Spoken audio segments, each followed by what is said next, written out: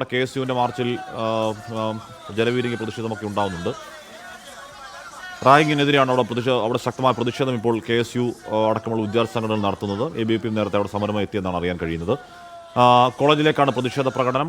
കോട്ടയത്തെ ആ റാഗിങ്ങിൻ്റെ ദൃശ്യങ്ങൾ കണ്ട് ഞെട്ടാത്തവരായിരുന്നു. അത്രത്തോളം ക്രൂരമായ ദൃശ്യങ്ങളായിരുന്നു അത് ആരും അറിഞ്ഞില്ല. 3 മാസത്തോളമായി സമാനമായ കൊടിയ പീഡനങ്ങൾ അവിടെ നടക്കുമ്പോഴും ഹോസ്റ്റലിലെ വാർഡനെ ചുമതലയുള്ള പ്രിൻസിപ്പളോ അസിസ്റ്റന്റ് വാർഡനോ അല്ലെങ്കിൽ ഉദ്യോഗസ്ഥരോ ആരും അറിഞ്ഞില്ല എന്ന് പറയുന്നത് അവിശ്വസനീയമാണ്. അതടക്കമുള്ള കാര്യങ്ങൾ അന്വേഷിക്കുമെന്നാണ് നേരത്തെ ആരോഗ്യമന്ത്രി പറഞ്ഞത്. കോട്ടയത്തെ KSU പ്രതിഷേധത്തിന്റെ ദൃശ്യങ്ങളാണ് പ്രേക്ഷകർ കാണുന്നത്.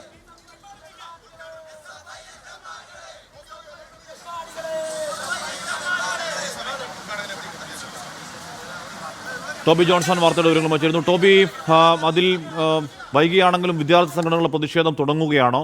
ഏത് രീതിയിൽ ആ വിഷയം ഇനി ഡെവലപ്പ് ചെയ്യാനാണ് സാധ്യത? ടോബി. തീർച്ചയായിട്ടും ആഷ്മി, 2 ദിവസത്തിന് ശേഷം ഈ സംഭവം റിപ്പോർട്ട് ചെയ്ത് 2 ദിവസത്തിന് ശേഷമാണ് വിദ്യാർത്ഥി സംഘടനകൾ ഈ വിഷയത്തിലേക്ക് കടന്നു വന്നിരിക്കുന്നത്. അതിനുള്ള ഒരു പ്രധാനപ്പെട്ട കാരണം എന്ന് പറയുന്നത് ഇന്നലെ പുറത്തു വന്ന ദൃശ്യങ്ങൾ തന്നെയാണ്. അത്രത്തോളം ക്രൂരമായിട്ടുള്ള റാഗിങ്ങിന്റെ ദൃശ്യങ്ങളാണ് പുറത്തു വന്നത്. ഈ ഒരു പശ്ചാത്തലത്തിലാണ് ഇപ്പോൾ പ്രതിഷേധവുമായി KSU വന്നിരിക്കുന്നത്. ആദ്യമേ ABVPയുടെ 3 പ്രവർത്തകർ എത്തി പ്രതിഷേധം നടത്തിയിരുന്നു. അവരെ അറസ്റ്റ് ചെയ്ത് നീക്കി. അതിന് പിന്നാലെയാണ് KSU പ്രവർത്തകർ മാർച്ചുമായി അവിടേക്ക് എത്തിയത്. ബാരിക്കേഡ് വെച്ച് പോലീസ് ഈ മാർച്ച് തടഞ്ഞു. എന്നാൽ അത് മറികടക്കാനുള്ള ശ്രമം നടക്കുന്നതിനിടയിലാണ് സംഘർഷമുണ്ടായത്. തുടർന്ന് ഇപ്പോൾ ജലപീരങ്കി പ്രയോഗിച്ചുകൊണ്ടിരിക്കുകയാണ് പോലീസ്. എന്തായാലും ശക്തമായിട്ടുള്ള പ്രതിഷേധവുമായി മുന്നോട്ട് പോകാനാണ് ഈ KSU പ്രവർത്തകർ തീരുമാനിച്ചിട്ടുള്ളത്. അതിനുള്ള കാരണം ഈ പ്രതികളിൽ ഒരാൾക്ക് ഇടത് സംഘടനയുമായിട്ടുള്ള ബന്ധം, ആ സംഘടനയുടെ നഴ്സിംഗ് സ്റ്റുഡന്റ് സംഘടനയുടെ തലപ്പത്ത് സെക്രട്ടറി ആയിട്ടിരിക്കുന്ന ഒരു വ്യക്തിയാണ്.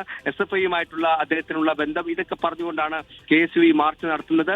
ഈ പ്രതികളെ സസ്പെൻഡ് ചെയ്താൽ മാത്രം പോരാ, അവരെ പൂർണ്ണമായും പുറത്താക്കണമെന്നൊരു ആവശ്യം കൂടി KSU മുന്നോട്ട് വെക്കുന്നുണ്ട്. എന്തായാലും ഇതിനെ രാഷ്ട്രീയമായി തന്നെ ഈ ഒരു പ്രതിഷേധം ഉയർത്തിക്കൊണ്ടുവരാൻ തന്നെയാണ് KSU തീരുമാനിച്ചിരിക്കുന്നത്. ശക്തമായിട്ടുള്ള പ്രതിഷേധ പരിപാടികൾ മറ്റ് രാഷ്ട്രീയ പാർട്ടികളും നടത്തുമെന്നാണ് അറിയാൻ കഴിയുന്നത്. SFI ഇന്ന് ഇവിടേക്ക് ഒരു മാർച്ച് പറഞ്ഞിട്ടുണ്ട്.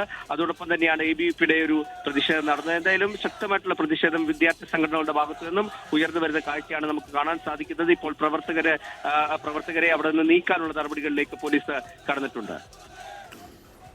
ടോബി, അവിടുത്തെ ഒരു വിദ്യാർത്ഥി യൂണിയൻ ചെയർപേഴ്സന്റെ ഒരു മെസ്സേജൊക്കെ പുറത്തു വന്നതാണ്. ആരോടും പുറത്തൊന്നും കാര്യങ്ങളൊന്നും പറയണ്ട, പ്രത്യേകിച്ച് മീഡിയ പ്രവർത്തകരോട് നമ്പരൊന്നും കൊടുക്കരുത് എന്നൊക്കെ പറഞ്ഞ ഒരു വാർണിംഗ് സ്വഭാവത്തിലുള്ള ഒരു മെസ്സേജായിരുന്നു. അപ്പോൾ കൂടുതൽ കാര്യങ്ങൾ പുറത്തേക്ക് വരാതിരിക്കാനും കൂടുതൽ കുട്ടികൾ മൊഴിയായി നൽകാതിരിക്കാനും ഒക്കെ ഒരു ശ്രമം നടക്കുന്നുണ്ടോ? അതിനെ പോലീസ് ഏത് രീതിയിലാണ് ചെറുക്കുന്നത്?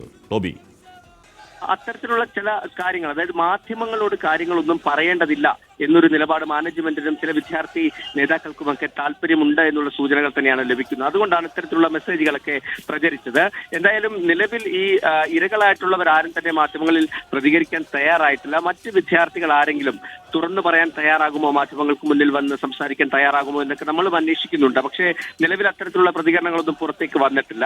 എന്തായാലും ഈ ഒരു പശ്ചാത്തലത്തിലൊക്കെ തന്നെയാണ് ഈ പ്രതിഷേധങ്ങൾ നടക്കുന്നത്. പോലീസ് ഇപ്പോൾ കോൺസെൻട്രേറ്റ് ചെയ്തിരിക്കുന്നത് ഈ കുറ്റകൃത്യവുമായി ബന്ധപ്പെട്ട കാര്യങ്ങളിലാണ്. ഈ കുറ്റകൃത്യം നടന്നതിൽ ആരൊക്കെ ഉൾപ്പെട്ടിട്ടുണ്ടോ, കൂടുതൽ ആരെങ്കിലും ഉൾപ്പെട്ടിട്ടുണ്ടോ, മൊഴി രേഖപ്പെടുത്തുന്ന നടപടികൾ, മറ്റ് തെളിവുകൾ കണ്ടെടുക്കുന്ന നടപടികൾ, ഇതൊക്കെയാണ് പോലീസ് നടത്തുന്നത്.